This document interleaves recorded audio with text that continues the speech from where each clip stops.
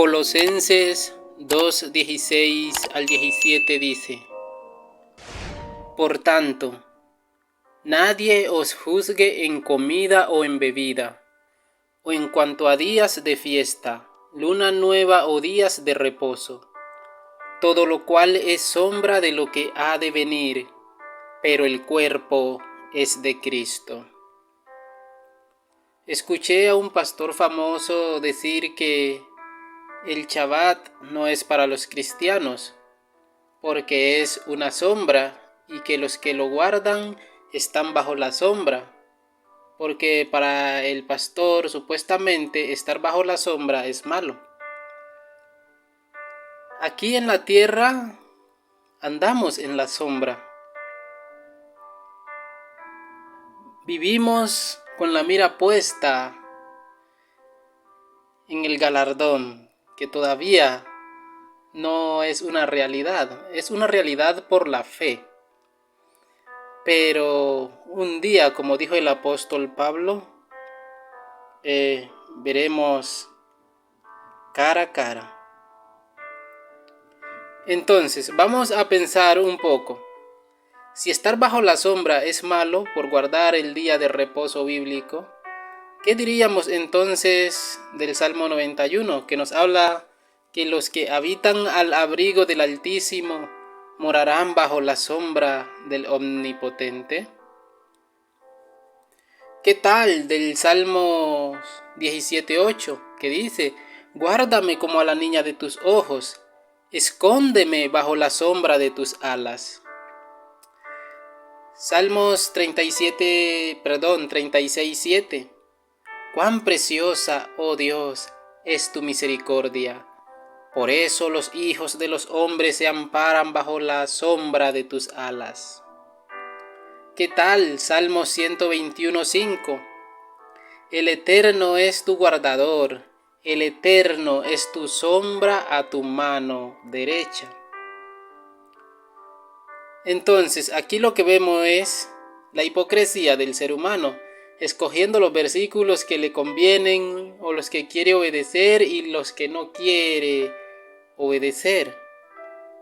En este caso, cuando dice el apóstol Pablo que los que guardan las fiestas del Señor, el Shabbat, por ejemplo, dice que están guardando lo que es sombra de lo que ha de venir, entonces como él ya tiene sus preconceptos, entonces de una vez dice que es malo estar bajo la sombra. Entonces, como no le interesa guardar el día de reposo bíblico, entonces dice que estar bajo la sombra es malo. ¿Será que nosotros creemos eso? Bueno, mis hermanos, estar bajo la sombra significa estar muy cerca a alguien. En este caso, guardar correctamente el día de reposo, como nos enseñó nuestro Señor Jesucristo, significa estar muy cerca a nuestro Creador. Por ejemplo, supongamos que estamos en un desierto y el sol nos está pegando duro, y vemos un árbol muy hermoso, el cual por sus ramas ha creado una sombra. La única forma de nosotros beneficiarnos de la sombra es acercarnos al árbol. De la misma forma, mis hermanos, para que nosotros vivamos bajo la sombra del Omnipotente, debemos vivir en sus mandamientos.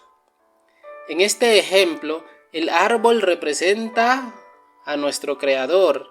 Las ramas es su amor incomparable, y de su amor sale una sombra para sus criaturas, y esa sombra representa a sus mandamientos. Y solo serán bendecidos los que vivan en ellos, como está escrito en el Salmos 119, 1 al 2. Bienaventurados, bendecidos, dichosos, bienaventurados los perfectos de camino, los que andan en la ley del Eterno. Bienaventurados los que guardan sus testimonios y con todo el corazón le buscan. Eso es lo que significa estar bajo la sombra del Señor, es guardar sus mandamientos, es estar muy cerca de él. Otro ejemplo, lo vemos en Lucas 1:35, cuando el ángel Gabriel se le aparece a María y le dice: el Espíritu Santo vendrá sobre ti, y el poder del Altísimo te cubrirá con su sombra, por lo cual también el santo ser que nacerá será llamado Hijo de Dios. Ahora volvamos a los textos donde empezamos, Colosenses 2, 16 al 17. Por tanto, nadie os juzgue en comida o en bebida, o en cuanto a días de fiesta, luna nueva o días de reposo, todo lo cual es sombra de lo que ha de venir, pero el cuerpo es de Cristo. Como sabemos, todo texto sin contexto es un pretexto para cometer cualquier locura. En este caso es un pretexto para desobedecer los mandamientos de Dios y, más preciso, para no guardar el día de reposo bíblico.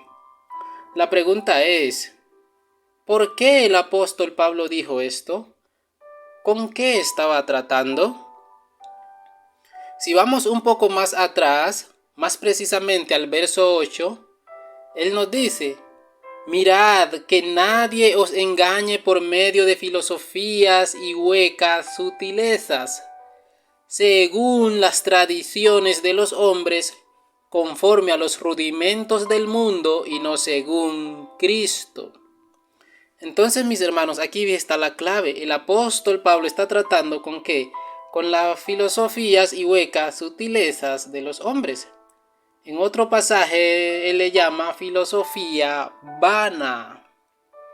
Entonces, ¿qué es una tradición de hombre? Un mandamiento de hombre es aquel que tiene su origen en el hombre. Con eso es lo que él está tratando, mandamientos de hombres que quieren imponerle a los nuevos cristianos que están aceptando al Mesías. Y el apóstol Pablo está atacando esas falsas enseñanzas.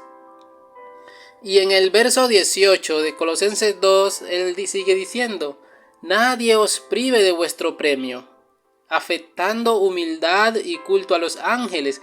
Aquí vemos un grupo, eran aquellos judíos gnósticos. Dice, entremetiéndose en lo que no ha visto, vanamente hinchado por su propia mente carnal. Y él sigue diciendo en el 20, pues si habéis muerto con Cristo en cuanto a los rudimentos del mundo, ¿por qué, como si vivieseis en el mundo, os sometéis a preceptos tales como: no manejes, ni gustes, ni aun toques, en conformidad a mandamientos y doctrinas de hombres, cosas que todas se destruyen con el uso? Entonces aquí vemos lo que él está atacando son mandamientos y doctrinas de hombres, mis hermanos.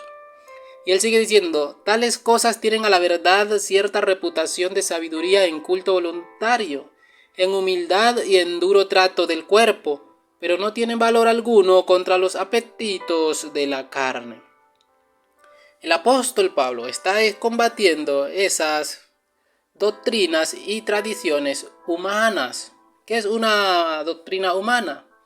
Por ejemplo, algunos argumentos que muchos usan para guardar el domingo. Que cualquier día no importa, que de Dios son todos los días. Amén, de Dios son todos los días. Son argumentos que si uno los mira, wow, tienen lógica. Pero mis hermanos, Dios separó un día, Dios santificó un día. Para concluir, si guardamos el día de reposo según las tradiciones de los hombres, es decir, como lo guardaban los líderes judíos en la época de nuestro Señor Jesucristo, será una carga. Porque ellos tenían la ley de Dios, pero no la guardaban. A ellos los que les importaba eran sus tradiciones, es decir, sus mandamientos que se habían inventado. Nuestro Señor Jesucristo en Juan 7:19 les dice: ¿no os dio Moisés la ley? ¿Y ninguno de vosotros cumple la ley? Entonces aquí vemos, ellos no guardaban la ley de Dios, ellos lo que guardaban eran sus tradiciones.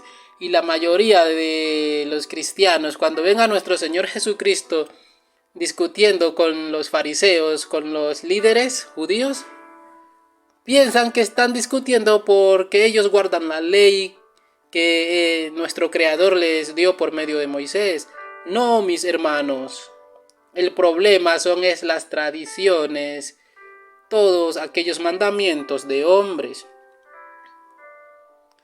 Y él les dice en Juan 5:46, porque si creyeseis a Moisés, me creeríais a mí, porque de mí escribió él. La ley, mis hermanos, nos habla del Mesías. El día de reposo nos habla del reposo en Cristo, por eso es una sombra, porque entre más nos acerquemos al Mesías, vamos a estar bajo su sombra. Y el día de reposo es una invitación a pasar tiempo con nuestro Creador.